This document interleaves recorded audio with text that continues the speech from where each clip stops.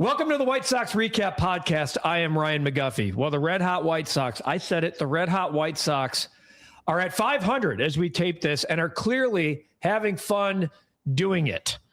Maybe more fun than they've had in the last 5+ seasons on the South Side. And the contributions are coming from everyone on the 26-man roster.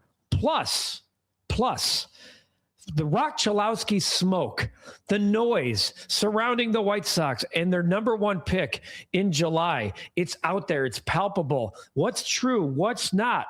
Are they going to pass on Roch Cholowsky? Is Roch Cholowsky going to tell the White Sox, thanks, but no thanks? Nah, we're going to sort through that. MLB Pipeline's Jim Callas, he's the best in the business, plus local guy, is going to join me on the podcast to discuss the Roch Cholowsky madness. What to make of it? Is Grady Emerson really the best player in this draft?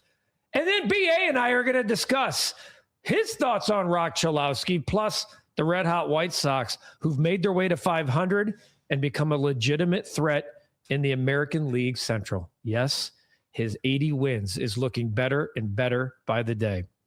It's the White Sox REKAP Podcast. BA, Guff, Jim Callas, we're all here for the fun.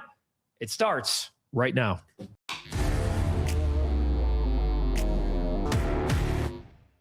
All right, BA in studio. What's up, the Chicago White Sox, we are taping this. They've made it all the way back to 500. The climb is real. There's only a couple of teams in the American League that have a better record than the White Sox. Look, it's come from everyone. It's not just Munetaka Murakami. It's not just Colson Montgomery. It's not just Miguel Vargas. We're seeing guys like Drew Romo and Derek Hill play a factor in this. Brian Hudson in the bullpen.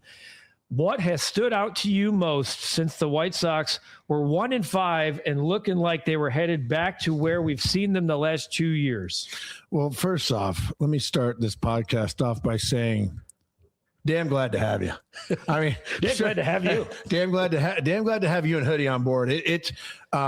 Where you guys been? The preseason predictions, I said 80 wins. Were you not listening? Yeah, I have Murakami, by the way, hitting 33 and making the All-Star game. So I'm doing just fine. Yeah, I had Carroll as my MVP. Your breakout player was Edgar Carroll. Let's focus. Let's focus on the task at hand.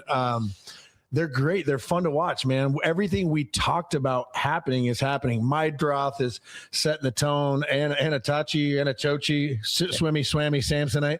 But he's a perfect Southsider. Yeah. Antonacci and Mydroth really are those. You need those type of players, and the fact that they have two in their everyday lineup. Sorry, hey Antonacci, I Ozzie the heck out of that guy. You're Antonacci. Yeah. Antonacci's been great, but let me tell you, man, all those catalysts are getting on base. Like you saw with Chase Mydroth's home run the other night, he's fired up, and that's exciting, man. Yeah, he's a spark and plug. that's what you want from this new generation. You want the excitement in the middle innings of a go-ahead home run. It's not just I hit another homer, we're going to be up. Like they look like they expect to win, and they look like they're having fun doing it. Dude, let me tell you something about. You want a stat? The Chicago White Sox, this is home runs in Major League Baseball, ranks. The New York Yankees 1, the Atlanta Braves 2, the LA Dodgers 3, the Chicago White Sox 4. Yeah, from 3 dudes, but it's fine. I love it. But I'm saying they're getting. You have a game the other night where they hit 3 homers, and they come from Drew Romo, they come from Chase Mydroth, and they come from Derek Hill. That Derek Hill home run was so freaking clutch, man. It was so money. I mean, we talked about guys stepping up too, like. You can't have 1 through 5 be like, man, Murakami and Miguel Vargas, and then all of a sudden it's just zoom. You got to have some heat in the middle end of the lineup, and they do. I mean, guys are stepping up in pinch hitting situations. They're stepping up in big situations with runners on base. This team's fun to watch. Hoodie, if you're watching at home, we're damn glad to have you too. You guys laughed at me. You Donald Trump my ass from 2016 is what you did. We're getting political. Yeah, I know. You laughed at me. You laughed at me when I said 80 wins. And you know what time it is. I mean, they're on pace for 80. They're pace for 81 as we take this, but let's just pump them. They do have a pretty ridiculous schedule coming up in June that they're really going to be tested. But Kyle Teal's around the corner. Yeah. He homered in his first game. In Charlotte, Braden Montgomery homered last night as we record this. So it's not just about what's here, BA. It's about what's coming. And to inject that type of life. Well, I saw you tweet that, this 2005 White Sox, I don't think it's quite that type of they're young. Are they young and dumb and don't know any better? Or are they young and talented and on the come? Like, well, they don't drink enough frosty beverages on the plane to be the 05 Chicago White Sox. Different generation. You know, God rest his soul, Bobby Jenks would be disgusted at this team's behavior. No, but yeah, I mean, my gosh, these guys are so fun to watch. You know, the Mydroth, that's your guy. I know that Mydroth's your dude. And he's a spark plug, dude. But Callis. he is a right-handed hitting Nick Punto with probably a better bat, but just slick fielding, gets the job done. You know, there's a guy Paul Konerko used to bring up all the time. I mean, we used to joke about it on the plane, but Paul Konerko loved Mike Lowell. And you would ask him, like, why do you love Mike Lowell so much? And you're like, you want to know why? All Mike Lowell does, Brian, is the fucking job. And it's so true. Like the Chase Mydroths of the team make or break a season and get you to the playoffs and get you deep in the playoffs. They do the job. All right, so we'll see what happens. The Crosstown series is going to be a fun one. I don't like to dive too much into one specific series, depending on when you watch or listen to this. But I do think I wanted the White Sox. This is their longest homestand as we record this of the season at home. And I was like, if they have a 5-4 homestand against the Mariners, Royals, and Cubs, it's a really good homestand. Hell yeah. And they're going to probably surpass that as we tape this. The Cubs series, I think, means more to the White Sox in terms of where they're going than the Cubs. I think the Cubs are a really good team, but I think just the way the city is from the Bears transition, you know, to have that season we just had, the Cubs coming out with 2 10-game win streaks, and then the White Sox probably, I don't even know if it's an argument anymore. I see more tweets nationally about the White Sox than any other team now. Murakami's a big part of that, but the fact that they got to 500, the baseball, the spotlight, and people are paying attention to this club. I mean, it's kind of funny. You know, again, I come from that 05 to 09. We had some really competitive teams, won the World Series.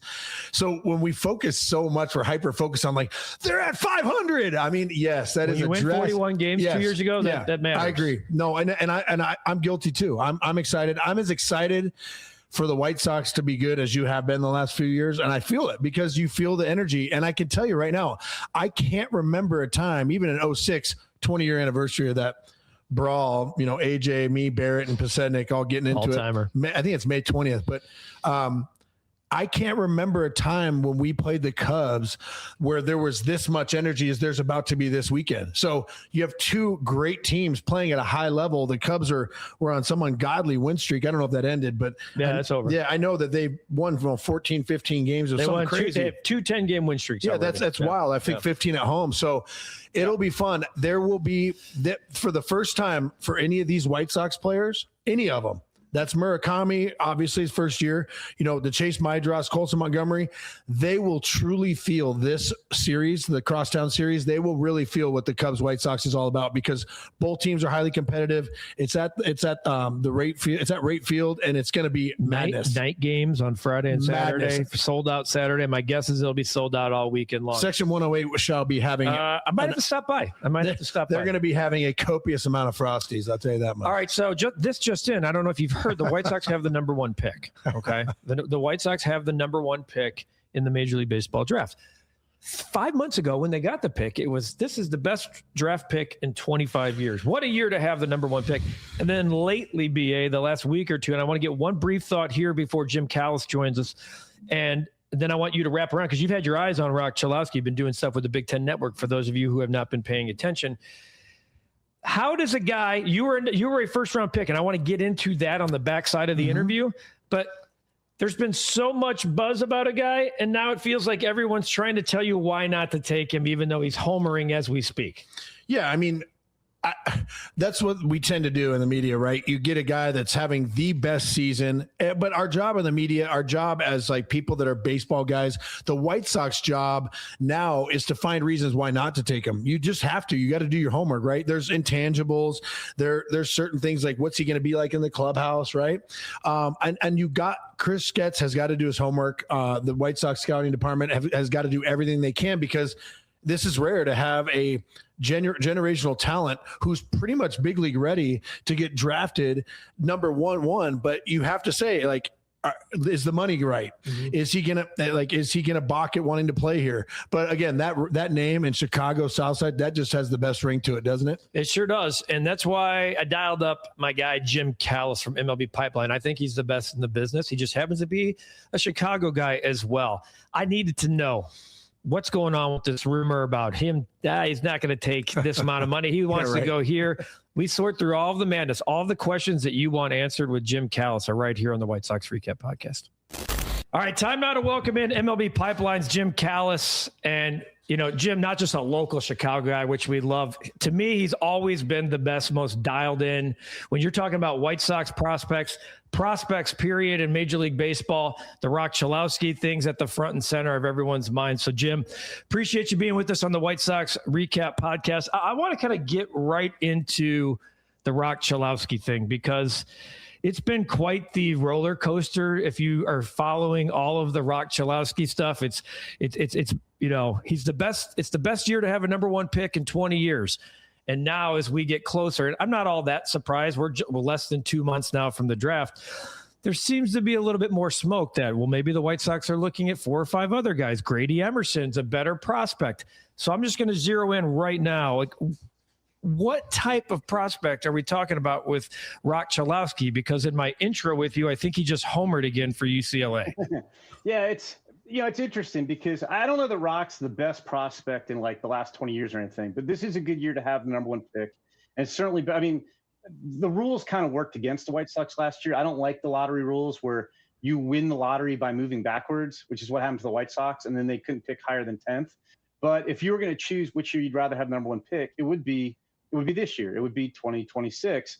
And it's funny because Roch's it's hard to put him in perspective for like the casual fan because you hear like this was true coming into the year. Roch was the biggest lock to be the number one overall pick coming into the year, probably since Adley Rutschman in 2019. Now, also throughout there that in Carlos Rodon's draft year, he was a huge lock to be the number one pick. He wound up going number 3 to the White Sox. So it doesn't always live up to it. It doesn't mean you didn't have a good year. Similarly, I think Roch is the best all-around college shortstop probably since Troy Tulowitzki. Defense is really good. Offense is really good. But the only knock you'd have on Roch Cholowsky would be that he's like a fringy to average runner. But like it doesn't stop him from being a very good defensive shortstop, and he's a very good offensive player.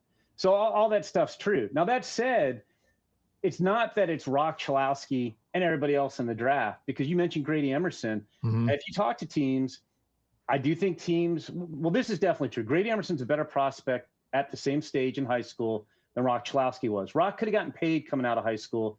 He would have been, more of a late first round, early sandwich pick. Nobody was talking about Roch Cholowsky going at the top of the draft coming out of high school. Grady Emerson has more upside than Roch Cholowsky, but you haven't seen him do it at the college level for 3 years. So there's more risk involved. So it's ceiling versus floor, and they're very similar. So it's not like a real big gap. But if you wanted to say that Grady Emerson is going to be a better player than Roch Cholowsky in the long run, you can certainly make that case. And so it's funny, like I think because Roch is very talented and there was this narrative, and it was true that he's like this, big lock to be number one. Yeah. But now that we're hearing that he might not be the number one pick, like I think White Sox fans' heads are spinning a little bit. Like there usually is smoke with the number one pick, but the White Sox and Mike Shirley, their scouting director, would not be doing their jobs if they weren't vetting every player. You can't just come into the year and be like, oh, it's going to be Roch or it's Roch or Grady. The Roch and Grady Emerson are the top 2 guys in the draft. And then everybody else is on at least a tier beneath them. But that doesn't mean you only look at 2 guys, because you never know what happens. They're looking at Jacob Lombard, I think, is a guy they're looking at very seriously too. I think probably loosely they're probably looking at least 2 or 3 more players. You have to keep your options open because you never know what's going to happen. And I do think if they take Roch Cholowsky, it will be because they think he's the best player. And they take Grady Emerson, I don't think it's going to be because Roch scared them off, or they choked and didn't take the best guy. If they take Grady Emerson, I think it's because they think Grady Emerson's the best guy. I know from talking to people, and a lot can certainly change, Ryan. We're not quite 2 months away from the draft right now, but a lot could change. Talking to people inside and outside the organization, the feeling is it's probably 55-60% Roch Cholowsky right now, 40-45% Grady Emerson.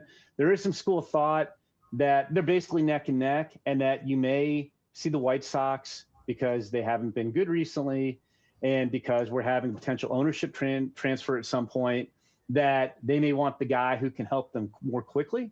Roch Cholowsky theoretically could be in the big leagues by the end of next year. And so that could be the tiebreaker. But I do think it's neck and neck, but it's interesting because, like I said, I mean, you hear too, being up here, I think White Sox fans are like, oh, what's going on? You know, like they're getting scared off the pick, or what are they like? If they think Grady Emerson's a very, very good player, a very, very good player. He just wasn't as hyped as Roch Cholowsky was coming in. And he hasn't, you know, you can't watch Grady Emerson on the Big Ten Network. Right. You're not going to see him in the NCAA postseason coming up like you can with Roch Cholowsky. And I think if his name was Jim Callas or Ryan McGuffey instead of Rock Chilowski, which feels so perfect for the South Side, that would probably play into it as well. You know, you look at the White Sox from a shortstop position right now in recent drafts with Billy Carlson. You got Colson Montgomery. Caleb Bonnemer's moved over to third base with Winston-Salem. It's a good thing to have. Like, this is something that the White Sox have never had good catching depth. Most organizations don't, and they've never had good shortstop depth. The shortstop is usually, if not the center fielder, the most athletic player on the field, and you can do more. You can move guys around second, third, left, right field. So this isn't about stacking shortstops, Jim, as much as it's about taking the best player available, correct? 100%. And also in baseball, these guys, this isn't the NFL where you're drafting Caleb Williams. He's going to come in and be your quarterback right away. Right. Even though Rock is going to get there quick, we're talking probably second half of 2027 at the earliest. And, you know, I get asked a lot being up here, like, what are they going to do with all these shortstops? Well, one, not every prospect hits. Not every prospect becomes as good as you think they are. But let's say they do. I think what you would have is you would have Billy Carlson, last year's first rounder, who a lot of scouts say is the best defensive shortstop they've ever seen in high school. He would be your shortstop. Colson Montgomery would be your third baseman. Roch Cholowsky, who's very good defensively, would probably wind up being your second baseman. And Caleb Bonnemer would probably run around the outfield somewhere. And Sam Antonacci, he's not really a shortstop, would probably be your utility guy. That's probably, you can find ways to get these guys on the field. Even if you have two shortstops in the outfield somehow, like, that's fine. Like, these guys are athletic and they can play different positions. And again, these guys are like, if you take Roch Cholowsky, he's going to be ready quicker than Billy Carlson. So Roch Cholowsky would be your shortstop, say, by, you know, mid to late season 2027. Billy Carlson may not be ready until 2020, late 2028 or late 20, you know, early 29, and then you see how it stands at that point. So the Giants just made and part of all of this, you know, posturing, I think, too, is this trade last week of the Guardians and Giants where they sent Patrick Bailey to Cleveland. They got the 29th pick, the comp pick, and they got, what, $3+ million in extra bonus pool. And so there's some belief that they have the most money to offer Rock Chilowski sitting at 4. Now, no matter who, let's just assume the White Sox take Rock, he's going to break the record for most money at the slot of all time. But is there, from what you've learned, is there any belief, because there's this narrative out there, and we've seen it from, and I know agents are involved and scouts are involved, and you're trying to move people around thinking, oh, maybe we have a shot at Rock. Is there any belief that Roch Cholowsky would not sign if he was selected number 1? And how did the Giants trade? Does that really matter in all of this? Can you explain that? Yeah, it doesn't. So, like, without getting to the super minutia of the draft bonus pools, every team has a certain amount of money based on the picks they have, and they add up all these numbers. There's assigned pick values for what you can spend on players in the first 10 rounds. And you can spend more than that, but if you spend more than 5% of your pool, go 5% over, you start losing first-round picks. Nobody's ever done that. Nobody ever will. So the pools are pretty much a hard cap on what you can spend on guys. And the White Sox have a $17.5 million pool. I think it's theoretically could give Roch Cholowsky $17.5 million and sign all their other guys like for $5,000 and make it. I mean, it won't work that way. Mm-hmm. But these are finite limits. The Giants actually still don't have more money than the White Sox. They have $17.4 million. The White Sox have $17.6. But the number 1 pick is worth, according to the negotiated price, $11.4 million. That doesn't mean Rock will get 11.4. The bonus record right now is $9.3 million a couple years ago by Chase Burns and Charlie Condon, who were the number 2 and 3 picks in that draft. And I think Rock, if he went number 1, would get probably around $10 million. And I call this, Ryan, he's kind of prisoner of his own talent, because if they take him number 1 and they offer him $10 million, even if we'll get to the Giants step, let's say the Giants are like, hey, and there are rumors out there were before the trade that Buster Posey wants Rock Chilowsky. He'll do anything to get Rock Chilowsky. So let's say the Giants, I'll just throw out credit, we'll give him $13 million. Mm-hmm. And the White Sox take him, and Rock's like, hey, the Giants are going to give me 13. You aren't going to like say F you to Rock Chilowsky, but you're basically going to say, Rock, Giants didn't draft you. We drafted you. And we're going to offer you $10 million. Are you going to go back to UCLA and delay your career year? Perhaps delay your free agency a year, which is going to cost you more money on the back end?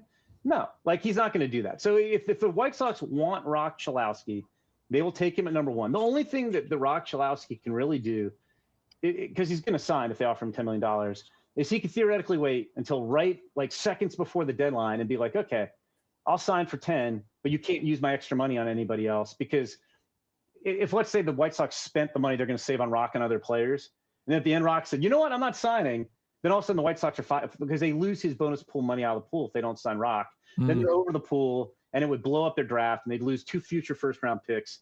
And so, like that's the only thing they can't sign other players with Rock's savings until they sign Rock. So that's the only thing Rock could really do. And you know, it's interesting too. I'll throw out there that Roch Cholowsky, Grady Emerson, and Jacob Lombard, who I think is right now number 3 in the White Sox pecking order, and who I projected to go to the Giants in the last mock draft I did, are all represented by the team, which is the group that's formerly known as Wasserman. So they're going to know what everybody's offering these guys. It's not going to be, we wonder what they're saying to this guy, or they're playing games with one guy versus another.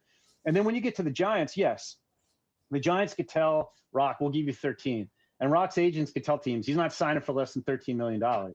And the White Sox still could take him and say, fine, like, that's great. This happens all the time, not necessarily top of the draft, where you have high school kids who fall and teams are floating them down. And, this team's going to pay a guy $3 million, and team takes him and offers him 2.5. And then the kid gets to decide, well, I can either sign for 2.5 or not sign. And even if the Giants do this and they said, hey, $13 million, I don't think he gets to them at number 4. I was just going to say, it's not like the Giants are 2. They have to go through 3 teams. Right. And I think the White Sox would still just take Rock if they want, and they could sign him for 10 or whatever. Like the Rays, you wonder about a little bit, because the Rays kind of have a history of maybe trying to save money or maybe not getting engaged in that type of thing. But I think the Twins at 3, I think like there's 2 players in this draft that you want more than anybody else. It's Roch Cholowsky and Grady Emerson. You can put them in either order.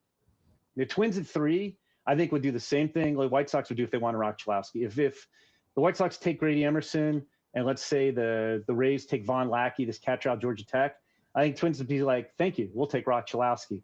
And again, even if Rock's saying, hey, the Giants are going to pay me $13 million, the Twins are going to say, well, the Giants didn't draft you. So, like, that's one thing. Like, I know I get asked that a lot by White Sox fans. Nobody can force Rock away from the White Sox if they want Rock. So if they do take Grady Emerson on draft day, it's going to be because they wanted Grady Emerson, not because somebody bullied them out of taking Roch Cholowsky. That's MLB Pipeline's Jim Callas. That's why we have him on the White Sox Recap Podcast, because there's a lot of noise and there's a lot of smoke, and a lot of it's noise and smoke. And if the White Sox are sitting pretty. There's nobody has a better seat at the table right now than the Chicago White Sox, because they do control how this goes. I'm going to end it with a Grady Emerson Cholowsky prediction, but I want to ask you a couple questions while I have you, just about the White Sox system. We've seen a lot of the fruits of the labor here at the big league level really panning out, and it's been a lot of fun. And as we tape this, they're back at 500, and you can make an argument that they're the most surprising team in baseball. Murakami is a big part of that.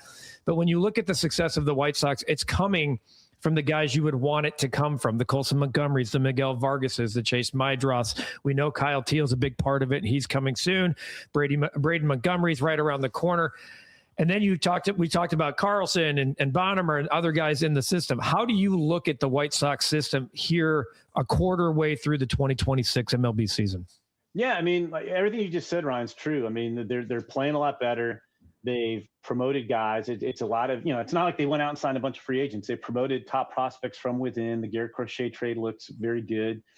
I do think it's kind of a middle of the pack system right now in terms of what's in the minors, because it's very top heavy. They have, I think, 5 top 100 prospects on our top 100 prospects list.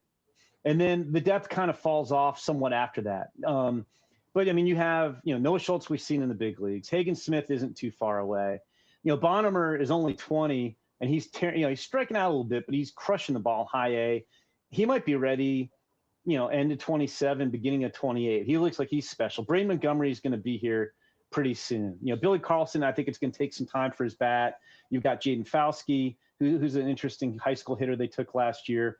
Taking a little bit of hit. Tanner McDougal's got the forearm strain. Christian Apor, who's super interesting lefty, is not throwing strikes. But you do see some more pieces coming. And I think we'll see some more pieces soon, because I don't know if it'll be before the All-Star break or after, but I would anticipate we'll see at least Braden Montgomery and Hagen Smith in the big leagues at some point this year. Quick one about Colson Montgomery. He leads all shortstops in the majors right now in home runs. He, other than Fernando Tatis, as you know, I think he is second most all time in his first 110 games in home runs. Did you see this type of power when you were projecting Colson Montgomery to be a 30-plus home run type player? We did. We did. The interesting thing, the kind of surprising part about Colson's development, it's a cliche because this goes back to high school, but he's a 6'4", left-handed hitting, physical shortstop. So you got to compare him to Corey Seager. Mm-hmm. Like, I've been comparing him to Corey Seager since he was an Indiana high school kid. And the first couple of years, he had a couple minor injuries, but the development was very good. He ranked as top prospect in Arizona Fall League one off season, and then he got to Charlotte, which the ball flies to Charlotte. And I think part of it was, I think he got caught up in I'm close to making the majors, or I should have made the majors, but he basically didn't play well at Charlotte for a year and a half. He had little hot streaks here and then, but had a bad 2024 where he was better in September, and then he didn't make the team in 2025, and he struggled at the beginning of 2025, and it's almost like he got on a little bit of a hot streak. It's almost like the White Sox said, you know what, let's just call him up and see how it works. And he's hit for power from day one in the big leagues. But yeah, I think you always thought power was going to be his best tool when he was a fully formed big leaguer. I don't know if I thought he'd be, I know last year, like however many games he played, mm-hmm. he had the highest home runs per game and highest home run percentage of any rookie shortstop ever who played as much as he did. So I don't know if I had that quite that much power, but no, he's a legit 30-plus power guy. The last one I have about the system and the current prospects or guys who are at the major league level. People always want to grade trades right away. Garrett Crochet is an A trade 2 years ago because they're getting arguably one of the top 3 pitchers in the game at the time. And there's all these unknowns. And I've always been like, well, let's just wait and see. And you look at the Miguel Vargas trade from a couple of years ago, and there was a lot of heat in Chicago about look at the White Sox. They just gave Fedde and Kopech away and they got nothing. You can make an argument right now that, yeah, the Dodgers got exactly what they needed out of that trade to win the World Series, but the long-term grade of that trade favors the White Sox, in my opinion, when you look at how Miguel Vargas is trading. Is that, when you look at Miguel Vargas specifically, he was a top 100 prospect that the Dodgers, who were trying to win a World Series, lost patience in and got him out of there. And now we're starting to see why he was a top 100 prospect. Is that how you evaluate trades? Do you wait a year, 18 months, 2 years later? How does that work? Because the Miguel Vargas trade is looking like a real win.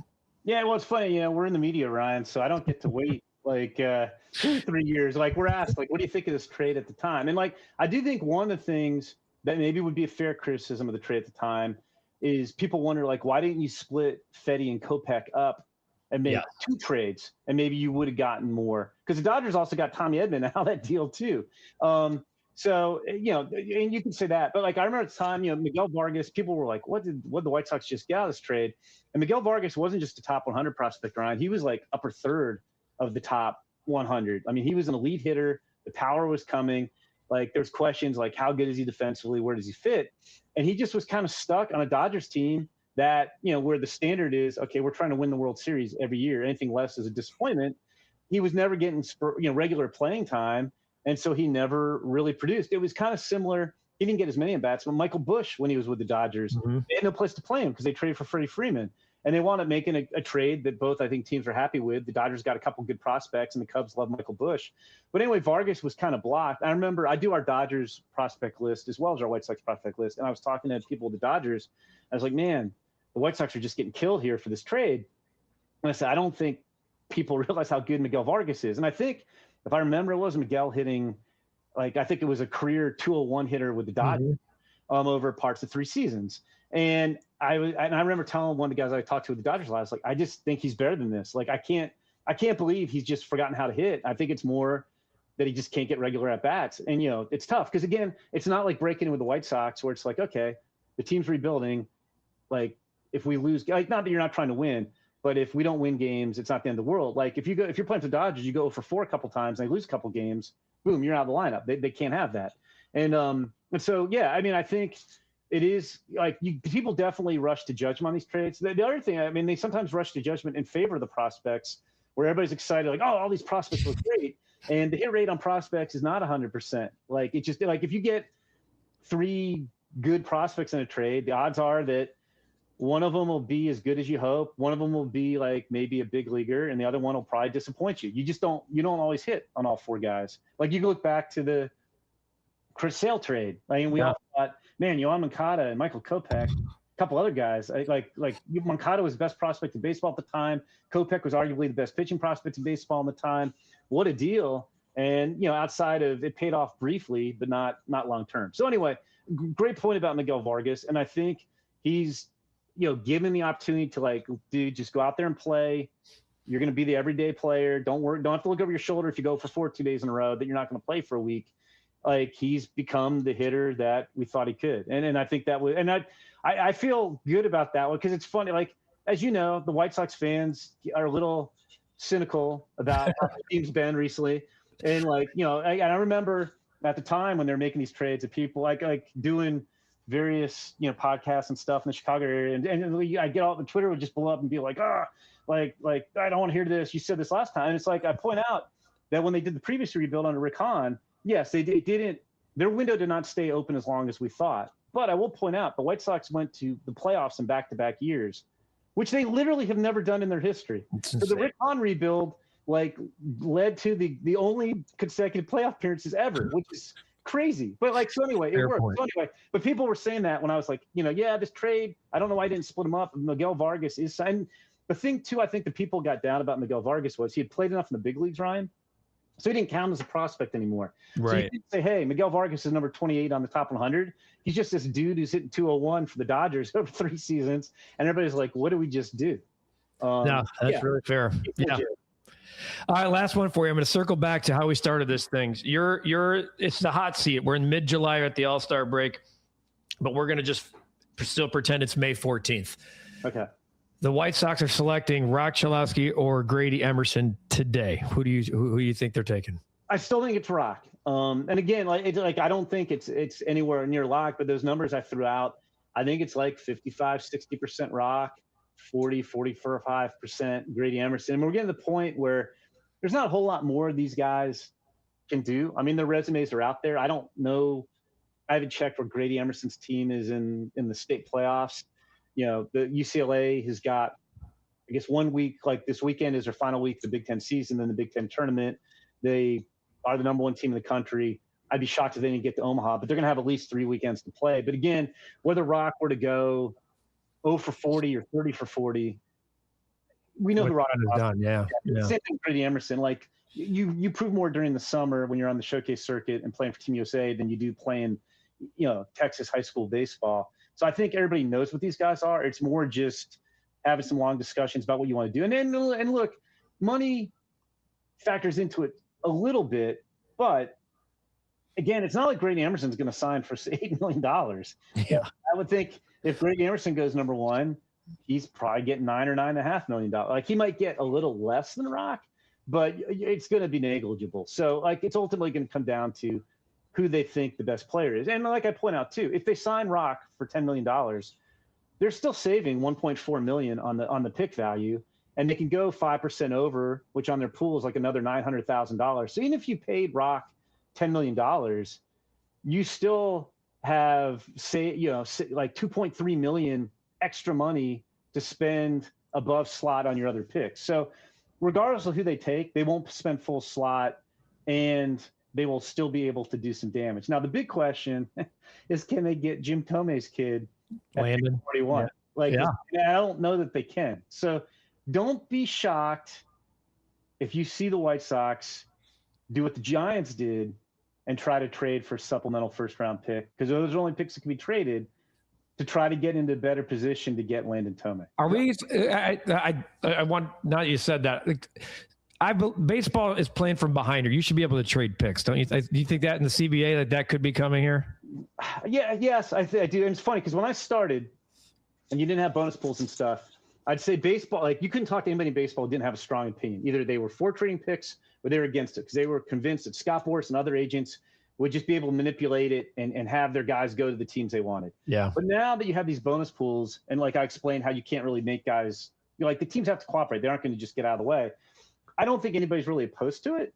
They had, I don't even know how many CBAs ago was it? 2 or 3 CBAs ago. Maybe it's going back to 2012, to where you can only trade the competitive balance picks after the first round, after the second round. It's like 15 picks. And once they're traded, you can't trade them again. And I think what happens is, and hopefully this won't be the case this time, is we have these CBA negotiations. The relationship between MLB and the union is not the best between the sport and its union compared to the other sports. And stuff that doesn't really matter to both sides, like the trading of draft picks, like that's not a big ticket issue. No, that doesn't help or hurt either side. Like that stuff you should be getting knocked out of the way now. You should just talk about stuff that doesn't matter to either side. Like doesn't hurt anybody, doesn't help anybody, and just like, hey, let's agree on this. But I think what happens is if one side were to say, hey, well, what about trade draft picks? The other side would be like, well, what are you going to give us for that? And vice versa. And then what happens is, as we saw last time, like we had a lockout and you have the lockout. And then it's like, okay, are we going to lose games? You know, lockouts carrying into the spring. And so then it's like, well, they're scrambling to get the important stuff that the deal is predicated on, like how are we paying players and what are we going to do with the salary cap and that type of stuff. They scramble. So there's not time to work out trading a draft picks. I do think, and hopefully this will be the case. I mean, there's a lot of vibes. Things are good in baseball. Nobody wants to see games missed. That if they can work out an agreement sooner rather than later, that will leave more time to talk about that. Because yes, I think it would be super interesting if you could trade draft picks. If you had, like the Rays are having a great season right now, unbelievable season. What if on draft day they trade the number 2 pick for, whatever free agent? Yeah, I don't have a list of free agents for like, starter. Yeah, like put that in there and do that. Or we're here in Chicago. The Cubs are having a good season, but they need pitching. Well, if the Cubs trade their first round, and you have these trades announced during the draft, all of a sudden you'd have people like, oh, I got to watch the draft. Right, they'd be locked in. Yeah, like this is going to help my team now, because that's the biggest issue with the draft right now. If you're watching it, if you're not a hardcore fan, these guys aren't. Even Roch Cholowsky, I was like, he's going to move quick. He might help the White Sox in the second half of next year. Well, that's at least a year away. This isn't Caleb Williams or Connor Bedard, where it's like this guy's going to come in and make an impact immediately. So I think if you had trading of draft picks and you had picks traded for big leaguers, it would make the draft a much more must-see TV. He's Jim Callas, senior writer for MLB Pipeline. Jim, you're the best. I think Sox fans, after listening to this, can breathe a little easier knowing that they're in the driver's seat, sitting at number 1. And regardless of who's picked, it's because that's who the White Sox want to take rather than who they're forced to take, whether it's Rock or Grady. I know the name is synonymous with the South Side, but we'll just have to wait and see. We'll follow you along the way. How many more mock drafts do you have before the draft? Well, Jonathan Mayo and I, who I work with, alternate them. So he has one coming out next week, and I think I have one 2 weeks after that, and then we go back and forth. So we probably at MLB Pipeline have at least 8 or 9 mock drafts. We still got 2 months before the draft. So long way to go.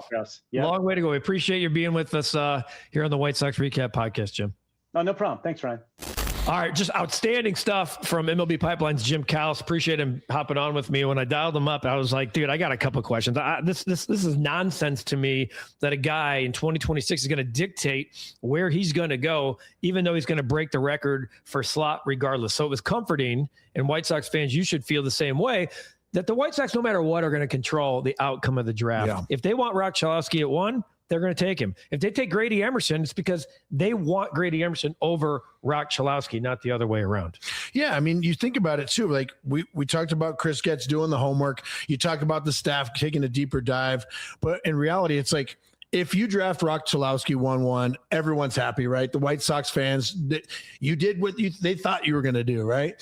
But he's such a great player, and he's the most big league ready right now. I mean, you could plug and play him right now, and he wouldn't look dumb. That's one thing I love about him. Now, on the other side of things, as an analyst, as someone who's been a first round pick, who's gotten his ass handed to him, like maybe got called up a little bit too early. I look at the numbers and I go, okay, this kid's a great player. The power's there. The intangibles are there. He can play shortstop. He'll probably play the corner. He's versatile. He's athletic, but man, since he started playing in the Big Ten, the average has dipped a little bit. So that's just natural, though. The competition's gotten better. There's some really good arms in the Big Ten right now. And so I think it's going to show the White Sox like, man, maybe there are some holes there. You've done some analyst work for the Big Ten Network, so specifically for Rock Chilowsky, you've had some UCLA games. Tell me, like, when you put him under the microscope, what do you see? You talked about the power's undeniable, but you just said the White Sox need to look for reasons not to draft him. So what have you seen from what overwhelms you in a good way, and what's these are things I would look at? Yeah, so from an organizational standpoint, from an executive like a Chris Getz, right? I go, hey, we have Colson at short right now. He's doing really well. We just drafted a shortstop last year. He's young. He's got some time. He's doing really well. Chase Mydroth can shift over there in a pinch. Caleb Bonhammer's at third base right now in the minors. They're shifting him over because, there could be some other pieces in place. So there's something to really ask yourself. And the White Sox have done a tremendous job of drafting left-handed pitchers in the past, right? Like, who's on the board right now? I pulled up UCLA, and this is not a knock on Rock, but they got Logan Redeman there. They got Lavu at first base, like a top 30 pick. They got Will Gasparino's there. Roman Martin's there. I mean, they got 4 or 5 guys that could potentially be in the first round. So you have to start asking yourself, who's going to be that piece that you could possibly trade to? I mean, they could take Roch Cholowsky and say, hey man, this guy's so good. We know the Giants want him. We know the Twins want him really bad. Let's draft him and put him in a package if we're a playoff contender. I just kind of I'm with all the White Sox fans. Like, it just feels right to take Roch Cholowsky.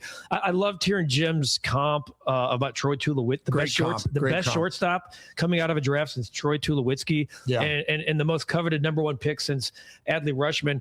Even if the Sox take Grady Emerson, they're telling you like they're willing to play the long game with him. It just feels like it's going to be Roch Cholowsky. Yeah. You were you were a first round pick of the White Sox. Yeah, we were having an interesting conversation. I would love for you to share some of it here on the podcast about when teams are trying to work out a deal with you about slot. Not to get too in the weeds about slot money, but you're thinking, okay, I'm going to go 10 instead of 20, or how did that work with you? And then when a team takes you that you're not expecting, that kind of throws off any deal you might have had behind it. Yeah, sure. So there's similarities to this year's draft to when in 2003, right?